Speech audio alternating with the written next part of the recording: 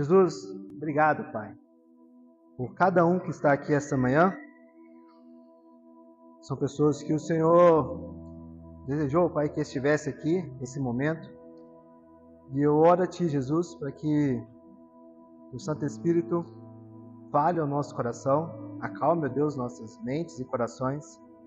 Que seja um tempo de crescimento, ó Pai, um tempo de amadurecimento, um tempo de olharmos para a Tua Palavra e extrairmos de lá, ó Deus, riqueza, verdade, beleza e porções, ó Deus, que nos levarão a olhar com mais veemência e com mais verdade para o Senhor, Jesus. Eu oro a Ti grato por esse tempo, pelos meus irmãos, em Teu nome, Jesus. Amém. Amém. Pessoal, seguinte, para todos, né, contextualizando, nós tínhamos um momento de aulinha para as crianças. Então agora com essa nova forma como nós estamos tendo, de escola dominical e o culto, nós não vamos ter mais um momento de aula para as crianças, tá bom? Então as crianças vão ficar aqui conosco durante o culto. E essa mensagem é para vocês, crianças. Olha só, a igreja, o culto, ela é para todos. Então vocês estarem aqui é algo muito importante. Jesus ama todo mundo e também Jesus ama as crianças, Jesus ama vocês. Então vocês estarem aqui participando, olhando e experimentando esse momento de comunhão, vocês também estão entendendo e vendo como que o culto funciona, como a gente pode olhar para a palavra, olhar para as escrituras e poder ser abençoado e te extrair daqui riquezas que Deus deseja falar conosco, tá bom? E vocês receberam um papelzinho, né, na mão de vocês. Vocês têm ali nesse papelzinho a leitura da confissão. E logo depois vocês têm ali um espaço em branco, tá bom? O que vocês vão preencher nesse espaço em branco? Para os menores pode ser um momento de fazer um desenho sobre a mensagem. Para os maiores, um momento de poder escrever algo sobre a mensagem. Poder colocar aquilo que vocês estão aprendendo sobre a mensagem. A Gisele tem aqui algum lápis aqui, ó. Ela pode distribuir para quem precisar.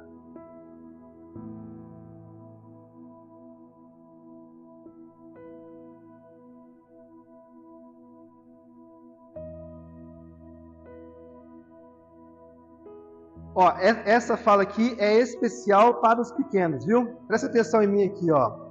Todas as crianças. Olha só o que eu vou dizer para vocês. Olha, nós vamos aprender nesse momento sobre uma carta de alguém chamado Tiago. Tiago, não sou eu, era um outro Tiago, lá do tempo de Jesus, ele era irmão de Jesus. Esse Tiago escreveu uma carta muito, mas muito importante para nós, para a igreja. E olha só, no texto que nós vamos ler hoje, crianças, nós vamos falar sobre dificuldades. Nós vamos falar sobre momentos onde nós podemos aprender e olhar para a fé para poder vencer as dificuldades. Então, olha só, façam desenhos bem bonitos ou escrevam palavras que vão voltar e vão remeter, que vão trazer a vocês momentos onde a gente pode vencer as dificuldades. Principalmente como a fé em Jesus pode ajudar vocês a poder lidar. Que tipo de dificuldade? Medo, dificuldade com raiva, dificuldade com sentimentos. Jesus pode ajudar vocês a vencer isso, certo? E para os adultos, vamos olhar agora para o texto de Tiago, capítulo 1, versículo 1 até o 4. Tiago 1, do 1 ao 4.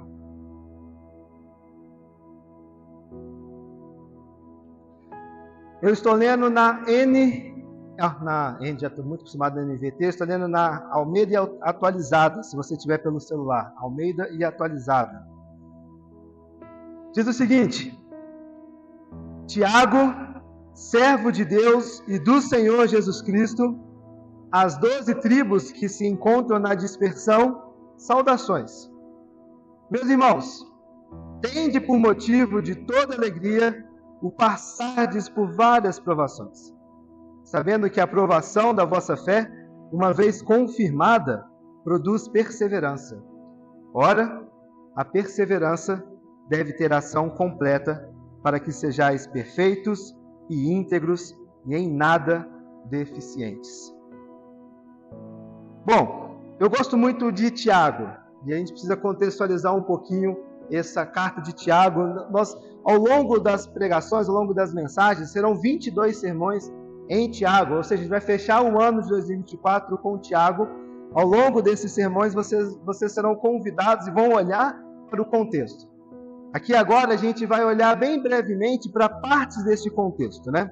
Fazendo um pouco desse cenário para o qual o Tiago está nos escrevendo e nos apresentando. A critério de conhecimento, a carta de Tiago, ela foi contestada por alguns dos primeiros cristãos. Alguns cristãos lá na igreja primitiva, por grande parte ali, não davam, não confiavam, não davam os devidos créditos para a carta de Tiago. E ali tem algumas razões, às vezes o estilo literário que Tiago traz, às vezes também o pseudônimo, porque Tiago era um nome muito comum naquela época. E era também muito comum naquela época que determinadas cartas fossem escritas e que as pessoas, ao invés de colocar o seu nome verdadeiro, elas colocavam ali o nome de alguém muito importante. E às vezes aqui poderia ter sido alguém que não era Tiago, que acabou colocando o nome de Tiago. Ou então tem várias pessoas também que escreviam cartas colocando que era um Paulo que estava escrevendo. Então isso aqui também é uma das razões, porque a carta de Tiago, em sua parte, não era muito bem aceita em alguns momentos ali pelos cristãos. Martinho Lutero, ele chegou a chamar, inclusive, a carta de Tiago de epístola de palha. Alguns teólogos modernos, eles chegaram a descartar com certa frequência essa carta de Tiago. Mas esse cenário, obviamente eu trago esses pontos só para poder trazer uma luz sobre isso, né? Mas, obviamente, Tiago é uma carta inspirada, é uma carta dada por Deus para Tiago, direcionando ali às igrejas. E nós acreditamos em Tiago, nós acreditamos nessa carta de Tiago. E esses pontos, com o passar dos anos, eles foram sendo rebatidos ali durante a história da igreja, durante alguns concílios, e nós temos hoje a carta de Tiago fechando o compêndio das Escrituras. Bom, de contrapartida, né, nesse cenário que nós estamos dizendo aqui, a visão da carta de Tiago, ela é bem quista, né? Ela é bem vista, ela é muito comum entre os cristãos comuns. As pessoas gostavam da carta de Tiago. Aqueles que eram crentes comuns, eles gostavam da carta de Tiago. E isso era um ponto diferente, porque aqueles estudiosos que se levantavam iam contra o que Tiago estava escrevendo. Tem um dos livros que nós estamos usando como base, ele vai dizer que poucos livros do Novo Testamento eles são mais bem conhecidos ou mais citados do que Tiago.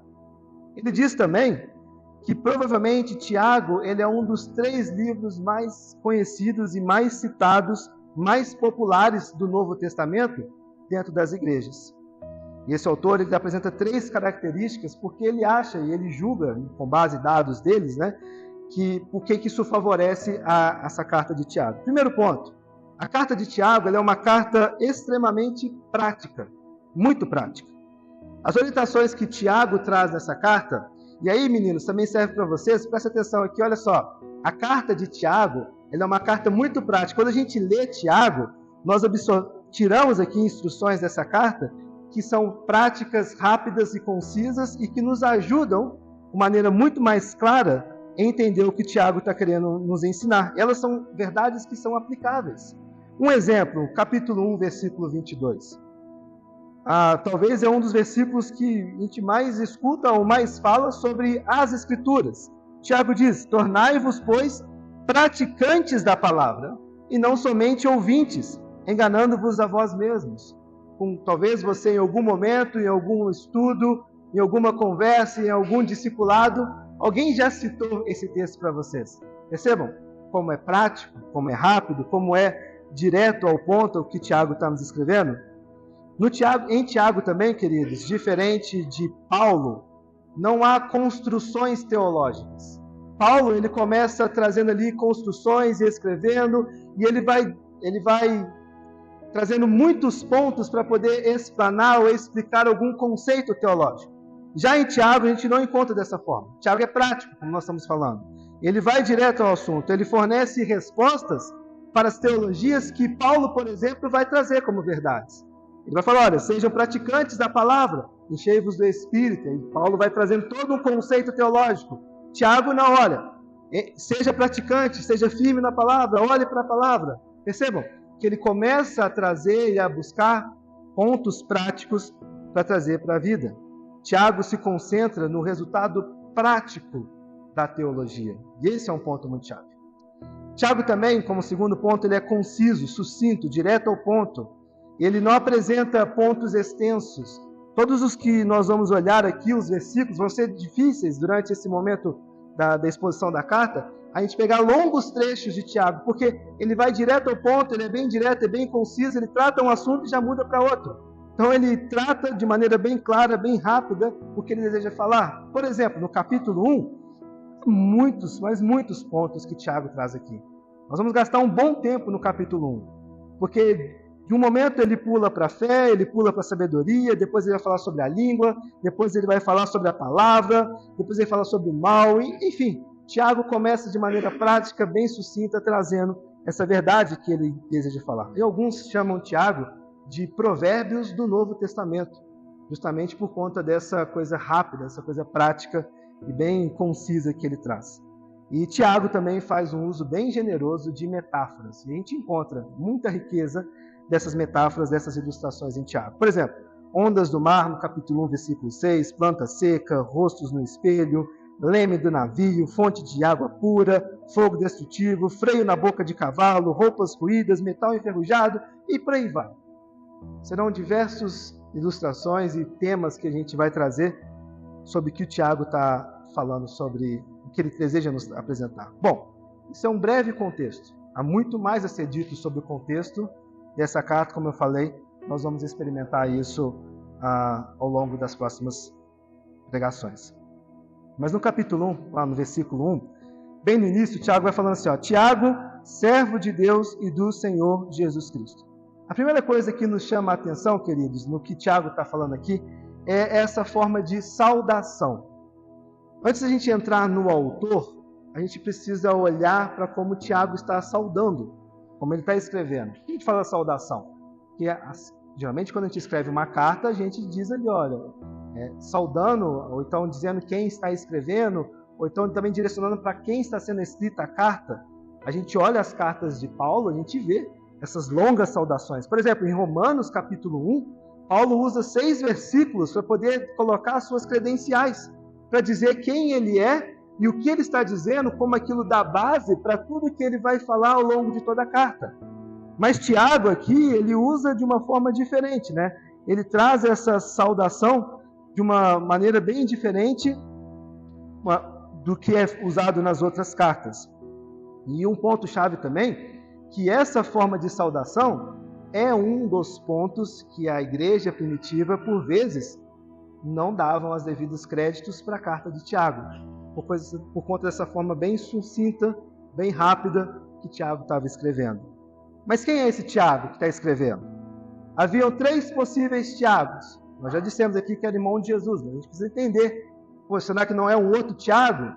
Tinham 3 possíveis Tiagos que poderiam ter escrito essa carta. Tiago, apóstolo, filho de Zebedeu, que era o irmão de João. Para aqueles que assistem The Chosen, esse é o Tiagão, no The Chosen. Há também um outro Tiago, Tiago, filho de Alfeu, apóstolo, esse é o Tiaguinho. E há um terceiro Tiago, que é o Tiago, irmão de Jesus, filho de Maria, filho de José. E a gente encontra, falando sobre esse Tiago, a gente não precisa abrir lá em Mateus capítulo 33, versículos 53 ao 56. Fala sobre esse Tiago, irmão de Jesus, que era um filho de Maria e filho de José. Essa carta, queridos, ela não poderia ter sido escrita por Tiagão, o Tiago, o irmão de João. Ela não poderia ter escrito por ele, porque Tiago foi morto pelo Herodes Agripa I em 44 depois de Cristo. Lá em Atos capítulo 12, versículo 2, vai falar sobre a morte de Tiago. E essa epístola de Tiago, essa carta aqui de Tiago, nós não temos uma data precisa de quando ela foi escrita. A gente não sabe, não tem como dizer, ela foi escrita no ano 50, 40, 41. Nós conseguimos especular um período em que essa carta foi escrita. Mas por conta dessa morte do Tiago, irmão de João, a gente já descarta ele como autor dessa carta. O outro Tiago, o Tiago, filho de Alfeu, o Tiaguinho, ele já não teve tanta influência na igreja primitiva. A gente ouve muito pouco sobre esse Tiago. A gente ouve muito pouco sobre o que o Tiago fez, o que ele escreveu, por onde ele passou. Então nós também, por conta disso, descartamos ele como um autor dessa carta. O que nos resta, então, é Tiago, irmão de Jesus, como autor. O interessante, queridos, é que no começo, esse Tiago, irmão de Jesus, ele não cria em Jesus. Lá em João, capítulo 7, abram lá suas Bíblias, João, capítulo 7.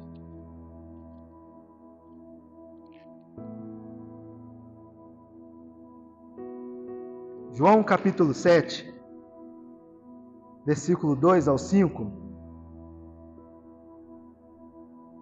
vai dizer o seguinte: Ora, a festa dos judeus, chamada Festa dos Tabernáculos, estava próxima. Dirigiam-se, pois, a eles os seus irmãos e lhes disseram: Deixe esse lugar e vai para a Judéia, para que também os teus discípulos vejam as obras que fazes. Porque ninguém há que procure ser conhecido em público, e contudo, realize os seus feitos em oculto. Se fazes essas coisas, manifesta-te ao mundo, pois nem mesmo os seus irmãos criam nele. E aqui é os irmãos de sangue que João está dizendo. Nem mesmo seus irmãos acreditavam em Jesus. E esse Tiago, ele não acreditava no início do ministério, e ele passou a acreditar em Jesus após a ressurreição de Jesus. Isso a gente conta lá em 1 Coríntios 15, no versículo 7. Tiago se tornou, queridos, um grande líder da igreja de Jerusalém. Líder muito importante na igreja de Jerusalém. Em Atos capítulo 15, nós encontramos esse Tiago como um líder do concílio de Jerusalém. Ele que estava conduzindo toda a discussão que foi apresentada ali naquele concílio. Inclusive teve a sua fala, e Lucas relata esse momento em Atos 15, versículo 13, sobre essa forma como Tiago se manifestou durante o concílio. Ele também dialogou com Paulo sobre a natureza e a esfera do ministério do Evangelho. A gente conta esse Atos capítulo 21, em Gálatas 1, em Gálatas 2. E quando Pedro ele sai da prisão, ele mandou os seus amigos irem até quem? Até Tiago, o irmão de Jesus, para poder contar aquilo que havia acontecido. Atos capítulo 12, versículo 17. Nesse mesmo capítulo, o outro Tiago ele é morto. Capítulo 12, versículo 2. E esse Tiago, irmão de Jesus, ele foi apedrejado em 62 depois de Cristo pelo Sinédrio. Tiago, ele era amigo do povo, mas também ele era odiado pelos aristocratas sacerdotais que governavam a cidade de Jerusalém.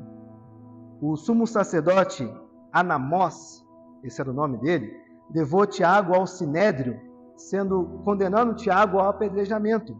E muito disso por conta do posicionamento que Tiago tinha contra essas pessoas que sugavam e que se colocavam sobre as pessoas, sobre os mais pobres. E Tiago faz um discurso muito sério sobre isso, lá no capítulo 5, no versículo 1 ao 6. A gente vai ler, vai chegar o momento de falar sobre isso, mas lá no capítulo 1 até o 6, Tiago ele faz um embate pesado sobre aqueles que exploravam os pobres, aqueles que usavam de alguns cargos como liderança, de posição, ou até mesmo cargos de religião, explorando as pessoas que eram pobres. E Anamós era um desses aristocratas sacerdotais de Jerusalém. A morte de Tiago, queridos, ela nos põe na possível janela de datação dessa carta. Não há uma definição, mas entre os períodos de 45 a 62 depois de Cristo. Essa é a janela que provavelmente essa carta deve ter sido escrita. Isso coincide com esse ministério ativo de Tiago em Jerusalém. Então nós temos um autor, um homem que era incrédulo e se torna crente. De crente se torna líder. E de líder ele se torna servo de Cristo. Tudo que eu disse aqui sobre quem é o autor é só para poder te contextualizar, porque o ponto-chave não é Tiago, mas sim o que Tiago está dizendo aqui. Tiago, servo de Deus e do Senhor Jesus Cristo. Ele não se apresenta, queridos, como o irmão do Senhor. Ele poderia, afinal de contas, ele não era irmão de Jesus? Ele poderia ter usado: eu, Tiago, irmão de Jesus, estou escrevendo essa carta para vocês. E olha, se ele tivesse usado o irmão de Jesus, provavelmente ele teria muito mais veemência, muito mais força para aqueles ouvintes e quem ia ler essa carta. Mas não, ele não usa essa credencial. Ele usa uma outra credencial, como servo. Aqui a gente observa um estado, um desejo, um homem humilde na forma como ele vai escrever. E queridos, essa é a transformação que o Evangelho produz. É impossível alguém ser um verdadeiro cristão sem primeiro ser humilde de espírito. É impossível. Spurgeon fala algo muito interessante sobre isso. Ele vai dizer que Deus não deseja nada de nós, exceto nossas próprias necessidades. Não é o que temos, mas o que não temos, que é o primeiro ponto de contato entre nossa alma e Deus. A palavra que Tiago usa aqui para servo é doulos. E essa palavra, obviamente, tem um sentido de escravo, de servo. E ela é usada aqui se referindo a uma posição de obediência completa, de humildade absoluta e de uma lealdade inabalável. A obediência, ela era uma tarefa, a humildade, a posição e a lealdade que o Senhor esperava de um escravo. Não há, queridos, maior atributo para nós, para o crente, do que sermos conhecidos como servos de Jesus. Obedientes, humildes, leais ao Senhor. Nós falamos muito aqui durante esses nossos cultos sobre mãos vazias. Exatamente essa é a ideia que ser um doulos de Cristo precisa nos reverter. E é exatamente isso que logo de cara Tiago nos ensina. Eu sei que ele não vai dizer na sequência que para os pontos práticos ou para o que ele vai dizer ou escrever, nós precisamos ser escravos ou servos de Deus. Não, ele não vai colocar, ele não vai dizer isso, para que a gente coloque em prática. Mas se esta carta, ela é uma carta prática, como seria possível explorarmos toda a sua riqueza se nós formos senhores de nós mesmos? Como nós vamos extrair a praticidade da carta de Tiago se nós governarmos os nossos corações? Se nós governarmos as nossas emoções? Se nós governarmos os nossos desejos? Se nós governarmos tudo aquilo que nos rege? Como que nós vamos olhar para sofrimento, para a língua, para a fé, para a sabedoria, para todos os pontos práticos que Tiago vai falar, se quem é Senhor de nossas vidas somos nós mesmos? Nós vamos olhar para isso e vai entrar no campo do intelecto. A primeira lição que nós extraímos é sobre a disposição do nosso coração. Lembrem, Deus não deseja nada de nós, exceto nossas próprias necessidades. Não é o que temos, queridos, mas o que não temos, que é o primeiro ponto de contato entre a nossa alma e Deus. Isso vai nos ajudar a enxergar com riqueza Tiago. Quem governa seu coração? Quem governa as suas emoções? A quem você serve? Quem é o Senhor de sua vida? Essas são perguntas muito importantes que nós precisamos responder, para que as Escrituras, para que o Evangelho não fique só aqui, mas que ele encontre coração e mente um casamento perfeito. Tiago disse: eu, Tiago, escravo, servo do Senhor. Envio esta carta às 12 tribos que se encontram nas dispersões, as 12 tribos que estão espalhadas pelo mundo.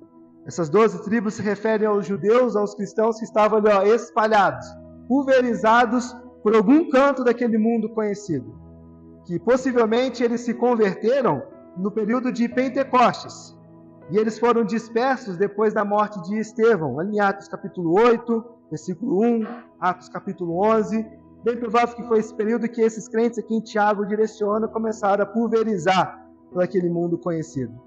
Eles viviam espalhados por toda parte do Império Romano. Eles são crentes e são perseguidos. Eles são cidadãos dos céus, mas vivem dispersos na terra. Eles são crentes, mas tiveram seus bens saqueados. Eles são crentes, mas são pobres. E muitos deles oprimidos pelos ricos. É o que o Tiago vai apontar lá no capítulo 5. Eles são crentes, mas ficam enfermos. Capítulo 3, versículo 1. Capítulo 5, versículo 14. Eles são crentes, mas eles sofrem também. Lá no versículo 13 do capítulo 5. É a este povo que Tiago está direcionando. Engraçado que não somos judeus, nós estamos espalhados pelo redor de Jerusalém, mas o que Tiago está falando aqui é verdade naquela época, quando é verdade hoje também. Somos crentes e temos nossos bens saqueados. Somos pobres e oprimidos pelos ricos. Ficamos enfermos, sofremos. Percebam como é atual, direto e conciso o que Tiago está nos convidando a olhar. E é esse público que ele está direcionando a sua carta. Queridos, a vida cristã ela não é uma redoma de vidro, uma estufa espiritual, uma colônia de férias. Não, ela é um campo de batalha. Não somos poupados dos problemas por sermos cristãos. E às vezes nós nos perguntamos, né? Não sei vocês, mas eu faço essa pergunta. Por que um crente fiel fica desempregado? Por que um crente fiel sofre com câncer? Por que um crente fiel enfrenta o luto ou passa por duras, amargas provações? Por que sofremos? Por que passamos por dificuldades? Por que a vida tem que ser tão dura? E às vezes usamos até a prerrogativa. Se eu sou crente, se eu confio e se eu professo a minha fé no Senhor, e se eu digo que sou servo de Deus, por que o sofrimento? Por que a dor? Por que as dificuldades? Como se não bastasse, nós mesmos às vezes nos questionamos, nós temos também um mundo nos fazendo questionar sobre isso. Mas você não é servo de Deus? Você não vai à igreja? O seu Deus não é o Deus Todo-Poderoso? Por que você está passando por dificuldades?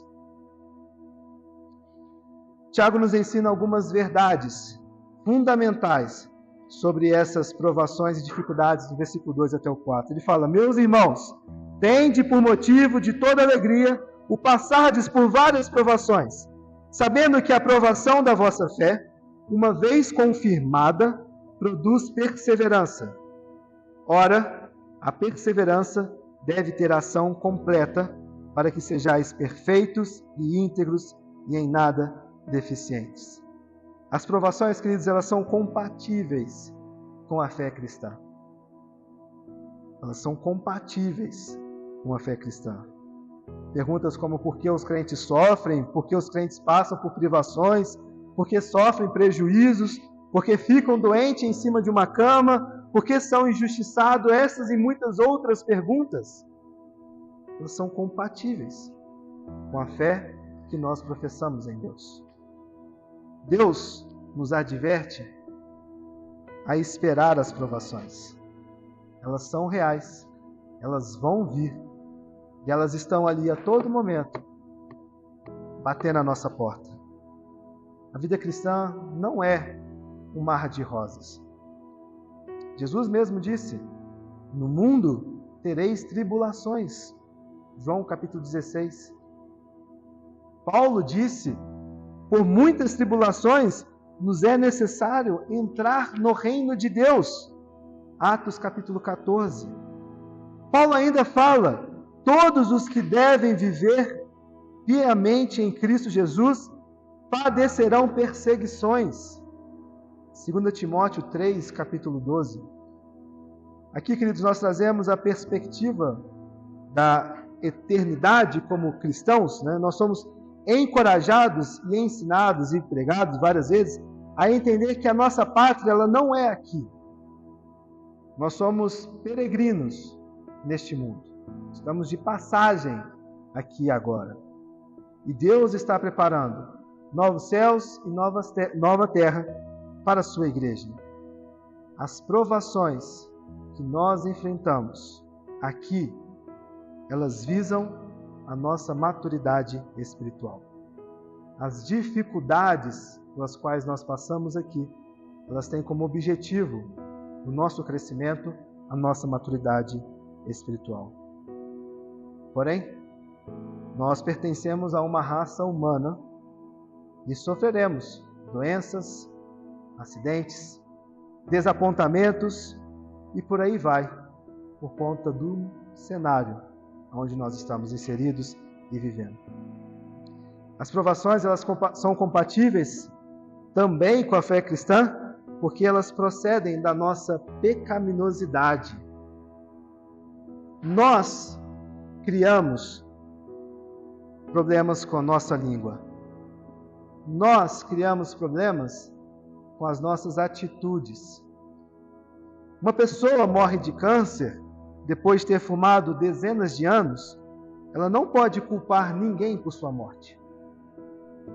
Ninguém foi lá e ficou colocando cigarro em sua boca em todo o tempo. Muitas vezes, nossos sofrimentos é resultado de nossas escolhas erradas. E como erramos? E como permitimos que o nosso coração fale mais alto e nos mova? E quantas vezes, queridos, nós nos metemos nessa situação? Quantas vezes nós permitimos que esse nosso coração governe nossas vidas? Lembra que nós iniciamos falando sobre quem governa nossas vidas? Quem governa a sua mente, a sua emoção, o seu coração? Porque se nós formos governados pelo nosso coração, se nós formos governados por nossas mentes, nós estaremos a todo momento nos colocando em situações de sofrimento, de angústia, de mal, de dificuldade, por conta da nossa natureza. Natural ao homem, nós vemos aqui após a queda, por conta da sua natureza, se colocar em condições como essa. As provações elas são compatíveis também com a fé cristã, porque elas procedem de nossa vida cristã. Muitas coisas, queridos, nós vamos enfrentar pelo simples fato de nós sermos cristãos. Satanás, o mundo e a própria carne lutam a todo tempo contra nós. Às vezes as dificuldades vão existir somente pelo fato de confessarmos a nossa fé em Jesus. E é isso. As provações elas também são variadas, e ele fala isso no versículo 2. Passados por várias provações. A palavra várias que Tiago usa aqui, ela vem do grego poikilos. Vou me arriscar no grego aqui, poikilos. Poikilos significa diverso, significa diversas cores também, multicolorido. É como se Tiago dissesse que essas provações, elas são policromáticas, ou seja, várias cores, de diversas cores.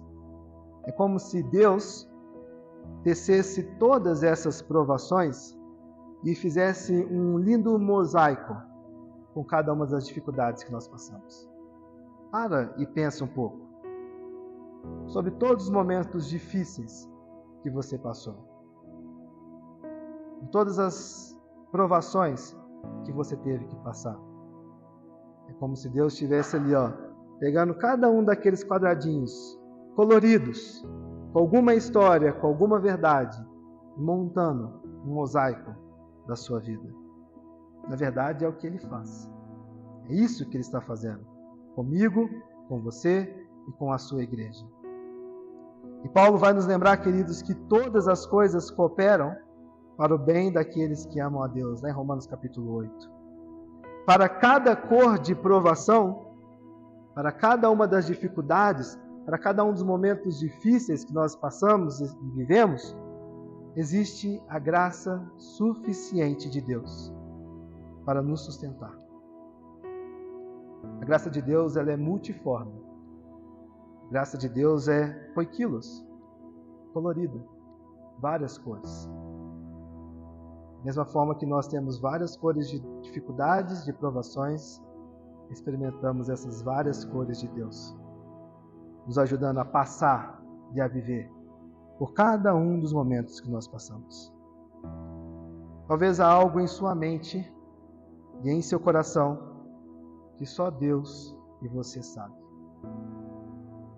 Talvez tenha uma cor forte, pesada, escura, que não passa luz que você está passando nesse momento.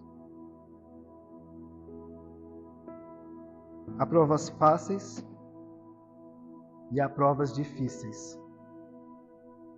Há provas que são maiores que nossas forças e há provas que enfrentamos também sozinhos, queridos, como Jesus enfrentou no Getsemane. Deus sabe o que está fazendo em nossas vidas. Ele sabe o que está fazendo na sua vida.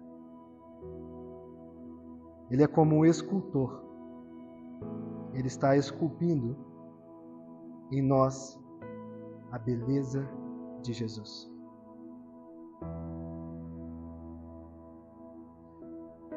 Gostaria de encorajá-los a sempre se lembrarem que essas provações, elas são passageiras. Elas não duram uma vida inteira. Não aguentamos uma vida inteira de provas, de dificuldades. Uma viagem turbulenta, em algum momento ela tem que passar. Um avião não aguenta uma viagem turbulenta, do seu início até o fim, dependendo da turbulência. Depois da noite, vem a manhã. Depois do choro, vem a alegria. Depois da tempestade, vem a bonança. Cada um tem o seu tempo, modo, cenário para passar por suas fases. E no fim, queridos, todas elas passam. Todas elas passam. E Tiago nos chama a olhar para o resultado disso que passa. Sabendo que a aprovação, versículo 3, da vossa fé, uma vez confirmada, produz perseverança.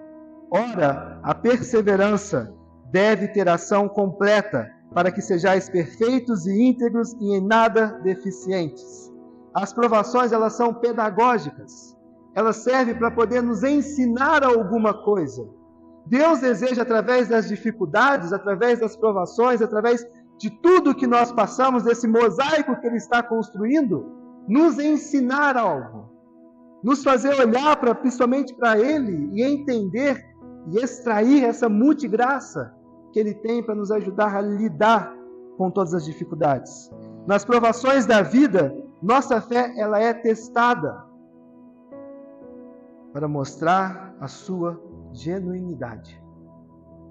Deus testa a nossa fé, para ver se ela é genuína, se ela é verdadeira, se ela é real. Deus sempre nos prova para produzir, queridos, o melhor em nós. Satanás, ele nos tenta para fazer o pior em nós. As provas da fé, que de fato as provas da fé provam que de fato nós nascemos de novo. As provações de nossa fé trabalham por nós e não contra nós. E isto produzem perseverança em nossas vidas. A perseverança, Tiago nos mostra que ela visa nos levar à maturidade. Em Romanos capítulo 5, do 3 ao 5, Paulo diz que as tribulações, elas são pedagógicas e nos levam a essa maturidade. E, queridos, o contrário, ele é tão destrutivo quanto perseverar. O contrário é tão destruidor quanto perseverar e ser paciente. Passar por dificuldades exige paciência, perseverança, maturidade para podermos lidar com as provas.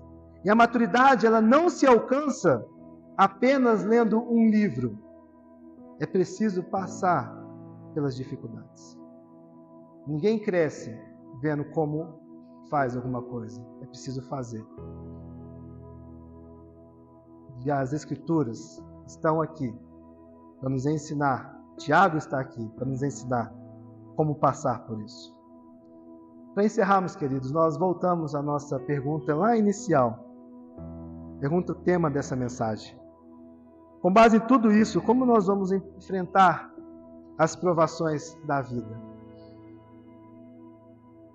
Tiago vai dizer: tende o motivo de toda alegria, gozo, alegria. Parece antagônico, parece que não faz sentido. Como que eu vou passar por dificuldades e provações tendo alegria? Como que eu vou passar pelo luto, por uma dor, pelo sofrimento, por uma morte, por uma coisa muito ruim, tendo alegria? Como que eu vou passar?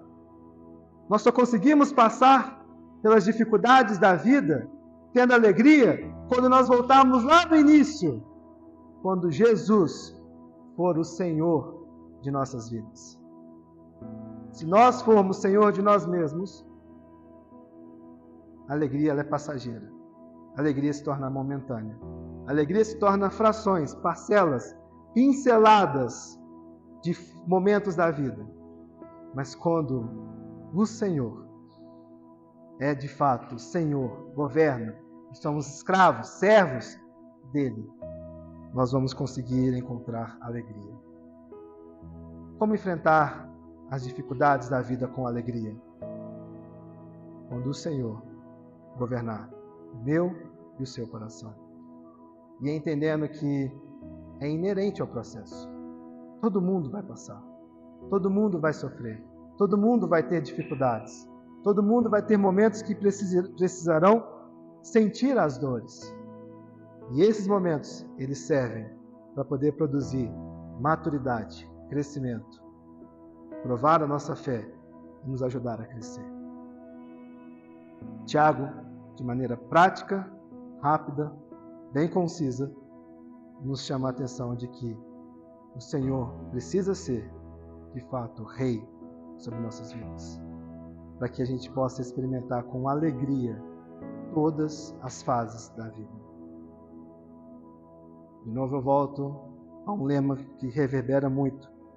Pessoas comuns, vivendo suas vidas comuns, ordinárias e comuns, passando por todas as fases da vida, mas reconhecendo o Senhor como o Senhor de suas vidas e tendo alegria para poder passar pelo que tiver que passar.